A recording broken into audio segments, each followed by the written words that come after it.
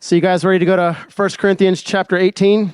I'm just kidding. We're done with 1 Corinthians. Man, it was a good series, but I'm excited to kick off a new series this morning. Title of the series is Uphill Upgrade. How many of y'all could use a little bit of an upgrade somewhere in your life?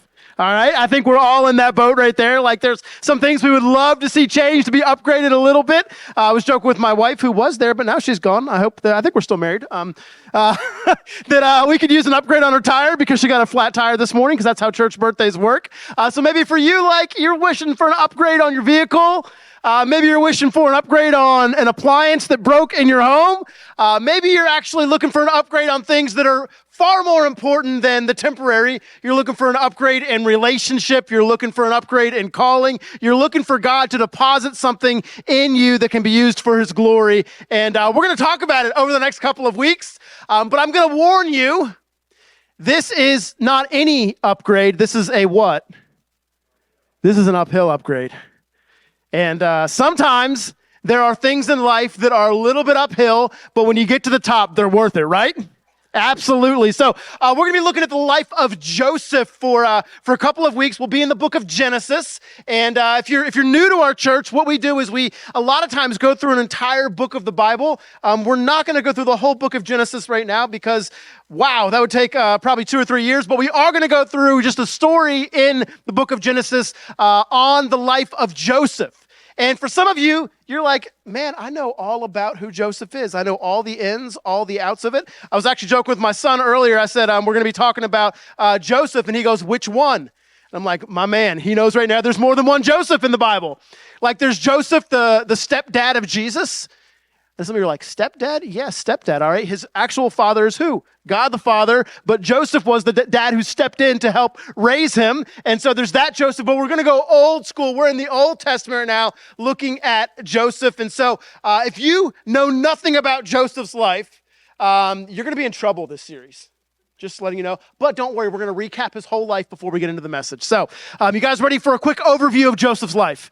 Yes, okay, here we go. So he was born to Jacob and Rachel. They had 12 sons altogether. And out of those 12 sons, you get the 12 tribes of Israel, okay? So we're going way back to the beginning of the Jewish faith right now. The 12 tribes of Israel come out of Joseph's life and all of his brothers. But Joseph was favored over his other brothers to the point where his dad, Jacob, actually gave him a special coat, because I guess that's what you did back then. Like your favorite child, you gave them a coat. Not that any parent has a favorite child, but Jacob had a favorite child. So he gave his son this multicolored, techno-colored coat, and he rocked it, and his brothers hated him for it. So he had this coat, and his brothers didn't like that his dad loved him a little bit more, so they did what most brothers do, and they threw him in a hole, right? That's what happens when you have siblings. So they threw him in a hole. Amen?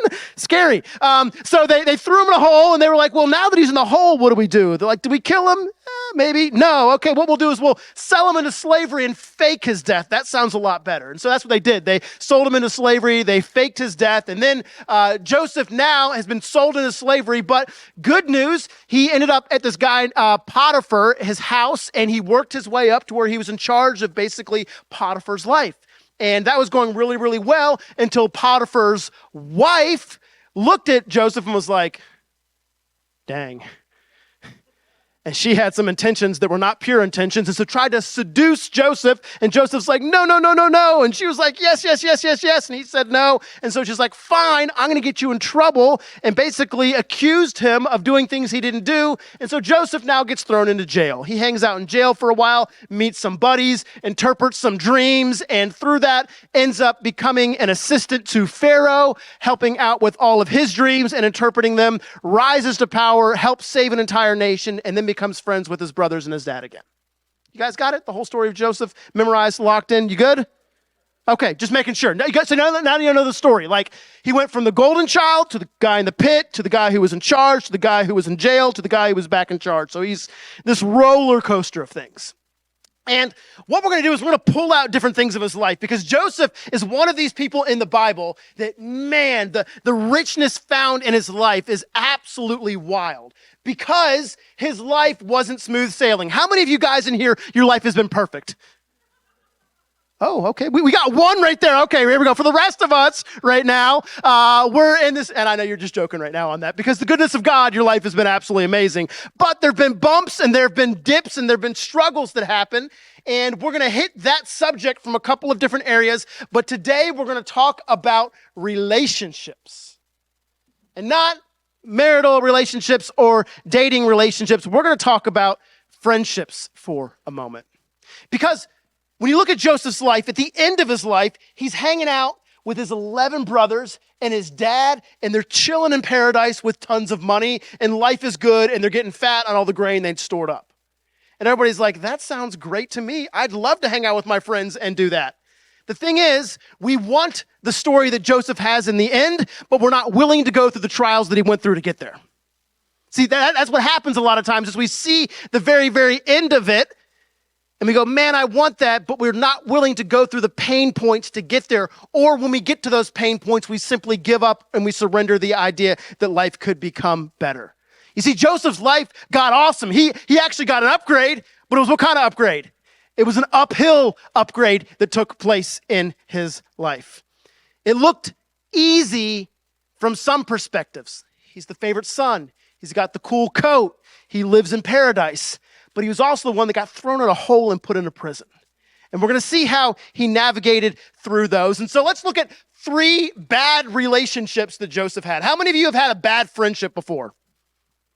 All right, good. So we're among bad friends. This is good. This is wonderful. All right, so just now you know you've come to this kind of church. All right, let's look at Genesis chapter 37. I invite you to flip there in your Bible. If you don't have a Bible, we have some. We'd love to give one to you just for free. And you can look on the screen right now because we have the scriptures up there as well. But when his brothers saw that their father loved him more than all his brothers, they loved him, right? No, they hated him and could not speak peacefully to him. So the natural course of events in verse 23, so when Joseph came to his brothers, they stripped him of his robe because they didn't like his coat, and the robe of many colors that he wore, and they took him and threw him into a pit. The pit was empty. There was no water in it. They didn't even have a splash landing for him, just right into a pit. And they sat down to eat, and looking up, they saw a caravan of Ishmaelites coming from Gilead, and their camels bearing gum, balm, myrrh, and on their way carrying it down to Egypt. Then Judah said to his brothers, you remember tribe of Judah? Y'all have heard that before? It comes right back here. This is the original 12 right now, not the 12 disciples, the original 12 brothers that started the 12 tribes of Israel. What profit is it if we kill our brother and conceal his blood? Come, let us sell him to the Ishmaelites, and let not our hand be upon him, for he is our brother, our own flesh. What a sweet brother. He's like, he's my brother, so I'm not going to kill him. I'll just sell him off and fake his death. Good guy, good guy. And his brothers listened to him. So all of them, like the other 11, they're like, this is a good idea. Let's go through with it. Then the Midianite traders passed by, and they drew Joseph up. His own brothers didn't even pick him up. Just some other random people did. And they sold him to the Ishmaelites for 20 shekels of silver, and they took Joseph to Egypt. I'm just going to let you know, like you thought you had a bad day sometimes. Did you have a thrown in a hole and sold into slavery by your brothers bad day? Like this is not a good day in Joseph's life. Not a good day in any way whatsoever.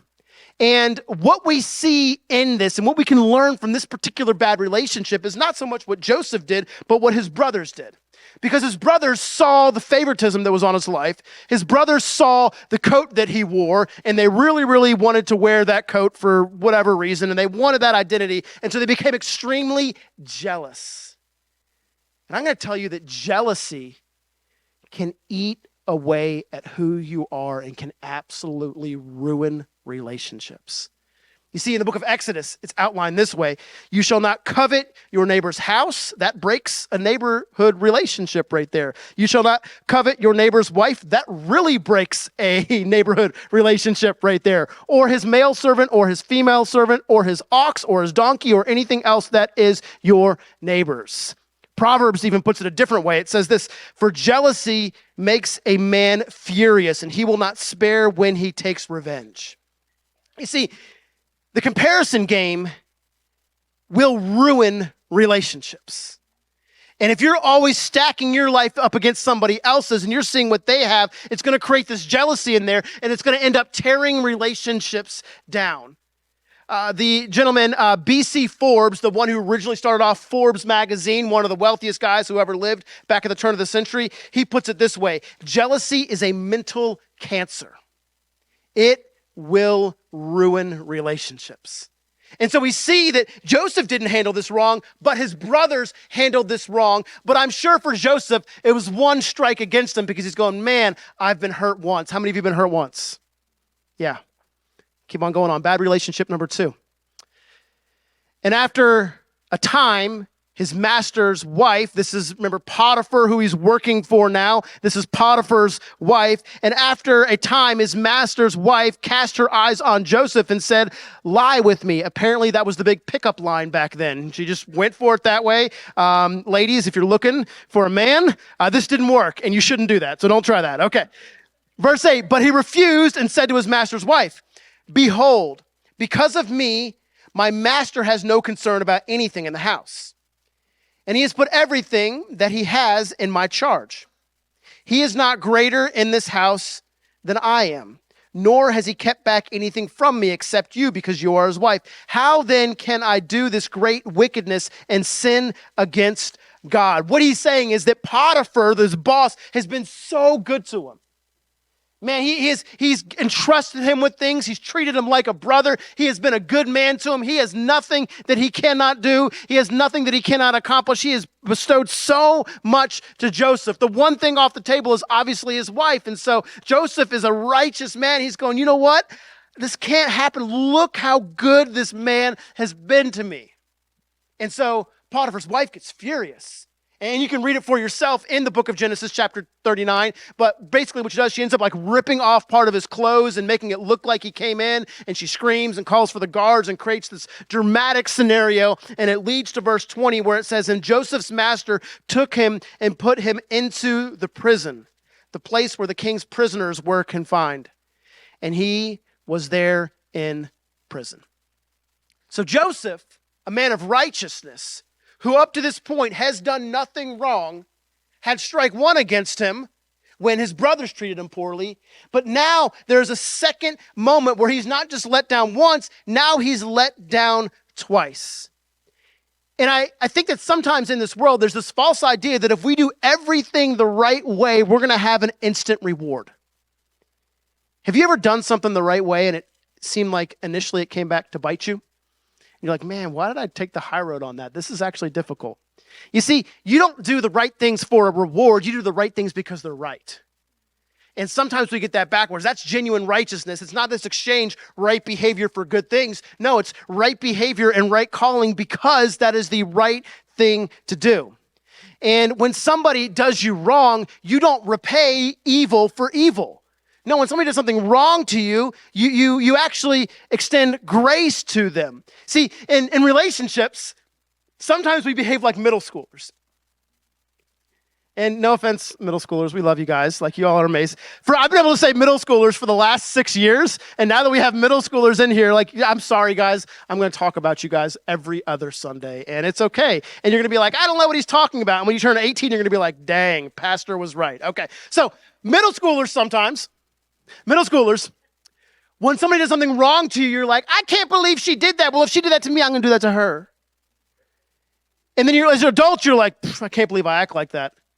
And then you're like, man, he did that to me. I can't believe he did that. I'm not going to be his friend anymore. And I'm like, you're a grown man. Like, seriously, you're better than this. We allow some of the smallest things to end up affecting the relationships that we have, and we return evil for evil rather than returning good and grace to people that have done us wrong. Now, I'm not saying you stay in abusive moments, but what I am saying is that you extend grace and friendships. There's no such thing as perfect friendships out there. And the reason is because none of you are perfect. And if you were, well, you're not, so you don't have to worry about that. You see, Mahatma Gandhi said it this way, that an eye for an eye ends up making the whole world blind. And Jesus even put it a different way. He says this in the book of Matthew, chapter 5, verse 38. He says, you have heard that it was said, an eye for an eye, a tooth for a tooth. Like back in the day, if you accidentally cut off somebody's hand, well, they would cut off your hand. Or if an eye got plucked out, you would pluck out their eye, and a tooth, and that was how the exchange system works. And so Jesus says, you've heard it said that way. But in verse 39, I say to you, do not resist the one who is evil, but if anyone slaps you on your right cheek, turn to him the other also. You see, because you are responsible for you. And in relationships and in friendships, you should do what is right because it was right. And if somebody wrongs you, you should turn the other cheek. And so Joseph now has been hit down once by his brother, and then he gets hit down again by Potiphar's wife, but he still is upholding the righteousness that God has called him to. So now he's sitting into a jail cell, and let's get ready for strike 3. Genesis chapter 40, verse 9. It says, so the chief cupbearer told his dream to Joseph and said to him, in my dream, there was a vine before me. I'm going to pause for a second on this. Earlier in Joseph's life, he had these dreams and he was able to interpret them. It was this God-given gift that still happens today where people can interpret dreams. So this guy has a dream. He knows that Joseph can interpret it. So this cupbearer who has been thrown into prison shares the dream with Joseph. In my dream, there was a vine before me, and on the vine there were 3 branches. As soon as it budded, the blossoms shot forth, and the clusters ripened into grapes. Pharaoh's cup was in my hand, and I took the grapes and pressed them into Pharaoh's cup and placed the cup in Pharaoh's hand. Then Joseph said to him, this is the interpretation. The 3 branches are 3 days.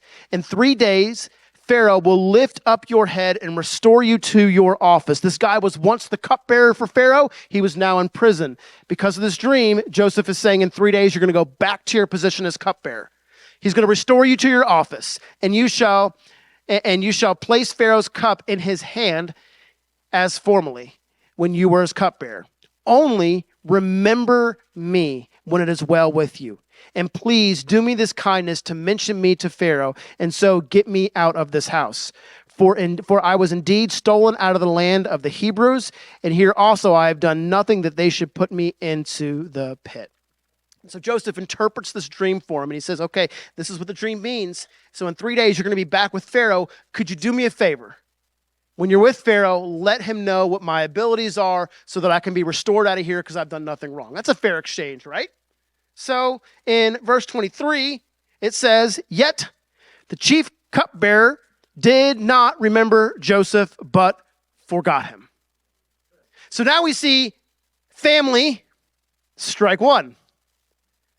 Work and his boss's wife completely messes things up for him, strike 2. And now he's created these friendships in prison, strike 3. He has had this rhythm in his life of these promises that have turned into betrayal. And what I like about this, and what's also sad about this is so relatable to how we walk through life. Because there's this idea that everybody else has these perfect friendships out there, and everybody else has these relationships where they get to hang out with people and everything's great and they get to do life with, and you're like, well, my experience has been much different than everybody else's I see. And maybe you have been blessed with some great friends, and you know what? Praise God for that. But for a lot of us, we've had moments where people have hurt us. And what's so real about this is that while Joseph has had this happen, he's somebody that we're going to see that gets an uphill upgrade through this. See, what's wild to me about betrayal is that betrayal never comes from your enemies. Betrayal always comes from somebody that you trust. And the reality is that in this world, people are going to let you down. And if you're very green on this earth and everything's been cupcakes and roses, you're probably not in this room, but I'm sorry to let you know, people are going to let you down. I'm going to let you down. Your spouse is going to let you down. Your parents are going to let you down. Because are any of us perfect? No. But what I do want to tell you is I know somebody who is perfect. I know somebody whose track record is absolutely flawless. See, when I look through the scriptures, it says this in the book of Isaiah chapter 41. It says, fear not, for I am with you, talking about God. Do not be dismayed, for I am your God. I will strengthen you. I will help you. I will uphold you with my righteous right hand. While we may not be righteous, while your friends may not be perfectly righteous, what I do know is there's a God in heaven who is perfectly righteous. It says in Psalm 34, when the righteous cry for help, the Lord hears and delivers them out of all their trouble. That's a promise you can stand on right there. The Lord is near to the brokenhearted and saves the crushed in spirit. Psalm 46 says, God is our refuge and strength, a very present help in trouble. Deuteronomy 31 says, be strong and courageous. Do not fear or be in dread of them, for it is the Lord your God who goes with you. He will not leave you or forsake you. Can I tell you, there is good news when you put your trust in a God who will never let you down. And when we're talking about relationships, which is so important, it's one of our core values here at the church that relationships matter. There are going to be times where relationships with others will let you down, but the reality is that our relationship with Jesus will never let us down. And that is the most important relationship that you could ever have. And I'm going to invite the worship team back up, and I want you to see the incredible upgrade that happens in Joseph's life because he is willing to put his trust in God and let God direct his steps. You see, through all of the trouble that Joseph went through, watch how God is going to bring this all full circle. Is there anybody in here that's waiting for God to bring something full circle? Anybody in here, you're trusting in the Lord to do something? Let this be an encouragement to you. After 2 years, that's a long time. 2 years of waiting. I mean, he's in a jail cell. He's like, okay, cupbearer, don't forget me. Day 1. Day 2.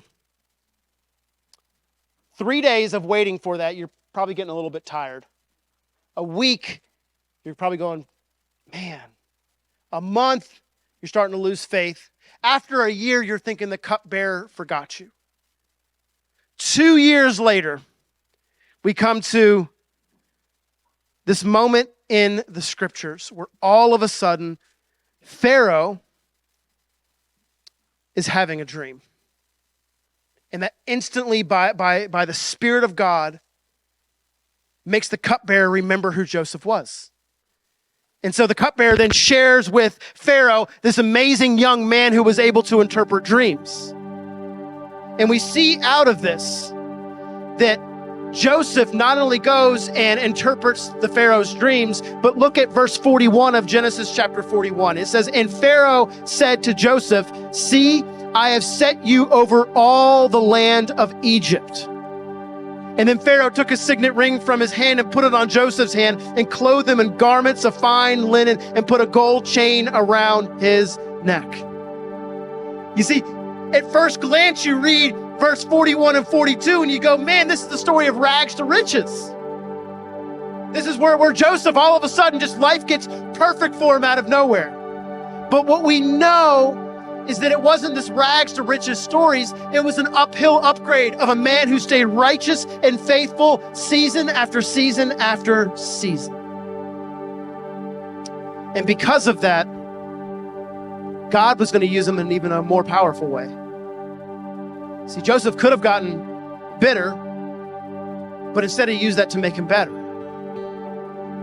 And I think for some of you in here, there's people that have hurt you. There's relationships that have hurt you. There's a void of genuine friendship in your life, of really doing life with people, and you got burned once, twice, maybe 3 times, and you're going, you know what, I'm just going to kind of keep to myself. God never designed you to be by yourself. God designed you to do life with others, and God designed you for relationship. So as the story would unfold, this genuine count in the book of Genesis, he comes up out of the prison and now is in charge of a lot of the things that Pharaoh has entrusted him with. And the dream that Pharaoh had basically said there was going to be a famine in the land, and Joseph now is in charge of saving up all the food for the famine. You remember those 11 brothers that threw him in the pit and pieced out? Now they're hungry. There's no food. So the brothers make their way to Egypt. Can you imagine being Joseph for a second? Your brothers who hated you, stole your coat, threw you in a pit, sold you off to slavery. Those same brothers, all 11, are standing right before you, begging for food and don't know who you are. For some of us, in that moment, that's your spot of revenge right there. Like, you ever been in traffic and somebody like weaves around you and they're just flying through, and then you pull up to the stoplight at the same time as them? You know what I'm talking about? And like, you look over like, that's right. Like, you try to do all this stuff and it didn't benefit you in any way. I bet it was one of those moments like, he's going, that's right. You tried all this stuff, it didn't work. But that's not how Joseph behaved. And we know he didn't behave this way because we look at his track record through betrayal number 1, number 2, and number 3. In verse 4 and 5 of the 45th chapter, so Joseph said to his brothers, come near to me, please. And they came near, and he said, I am your brother Joseph, whom you sold into Egypt. And I'm sure there was this panic on their face, because the world says you repay evil with what? Evil with evil.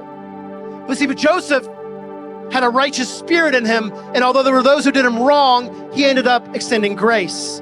And now, do not be distressed or angry with yourselves, because you sold me here, for God sent me before you to preserve life. So the brothers went back, and they got their dad, who had never gotten over what he thought was the reality that his son had died. And they came back, and there was this reconciliation. And throughout the rest of Joseph's 110 years here on this earth, he got to live his life out in paradise with people whom he got to be in authentic relationship with. See, there are people in our church family that need you. Like, you've been hurt once, you've been hurt twice, and you think, I'm just gonna disconnect from relationship. Or relationships are for other people, but they're not for me. I'm too busy for that. But the reality is there's people in this room that are gonna go through some of the things that you went through. And you have some wisdom, you have something to offer. There's a reason why you're here. There's a reason why God has put you through that stuff. And perhaps the purpose of that is to be able to pass that on to somebody else and give them some wisdom. And not only do other people need you, you see, you need other people as well. When I'm doing premarital counseling with some couples, I'll explain it this way. When you're a little kid, you're dependent. Like, I look at my 6-month-old, he can't do nothing. Like, what he adds to our family other than cuteness is about 0. And the diapers outweigh the cuteness, okay? I'm just like, he's completely dependent. He might make it 24 hours by himself, maybe. Completely dependent. Then after middle school, you go to high school, and at the end of high school, all of a sudden you have everything figured out because you're the smartest person in the world when you're 19 years old. Like, you know everything. I wish I was as smart as I was when I was 19. Man, I had it all figured out. And you act fully independent at that point. Well, I'm gonna make my own money. I'm gonna make my own rules. I'm gonna pay my own cell phone bill. Oh, that's more than I thought. Dad, can you help out? But it still is my cell phone. It's my car, my gas, my everything. It's me.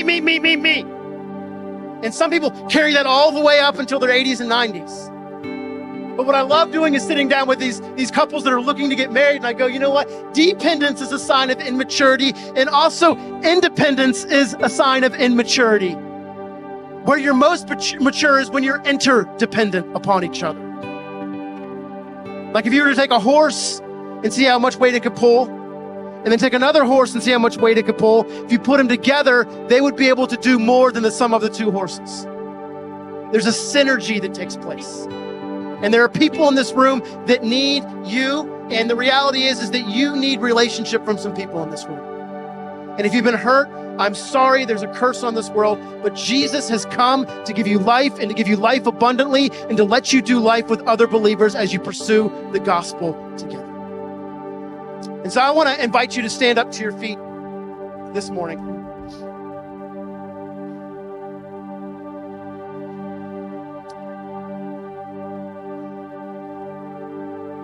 If there's one thing I wish this body would be known for, is that it would be known for how we love each other.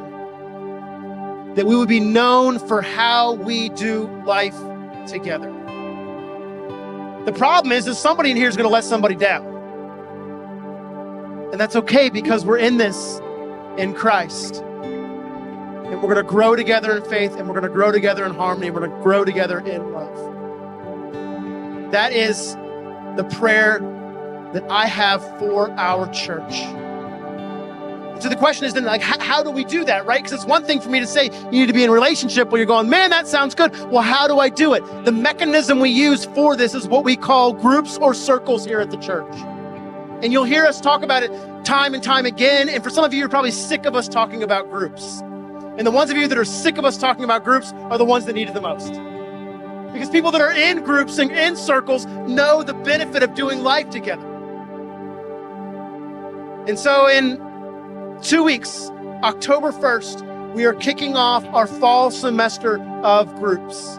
It is going to be an 8-week period. I'm not asking you to sign up from now until when Jesus comes back.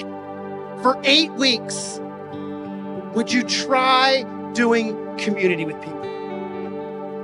We have groups for men, we have groups for women, we have groups for couples, we have a youth group that's starting the exact same week as all of this. Like there is so much opportunity for you just for 8 weeks to try this out. And so as we're doing a response time right now, just kind of reflecting privately on this, would you ask yourself whether you have the ability for 8 weeks to dive into community with other believers?